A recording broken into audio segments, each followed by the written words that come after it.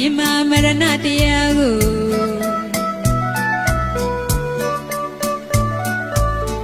အစံပါရင်မှာရှင်မြတ်ဖျားကိုဤပွားကဒါနသီလဘဝကူရိတ်ခါမလွန်ခင်ယူပါယူပါတဏှာအလားလန်းသာ၍အပြန်လန်းလေးလာနိုင်ကြစေသဟာ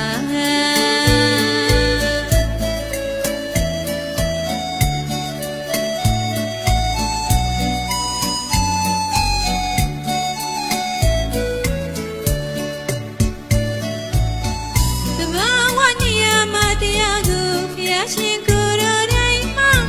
လွန်ဆန်နိုင်ခြင်းလုံးဝမရှိပါအထက်ပြက်မတည်မြဲခြင်းကအခုမြင်ခုပြောက်နေညမရှောင်ပါခေမီတွေနောင်ရင်လေးခွေနဲ့ထေသမုဒိယသစ္စာစင်ရင်စာကထားပါမြန်မာမရဏတရားကို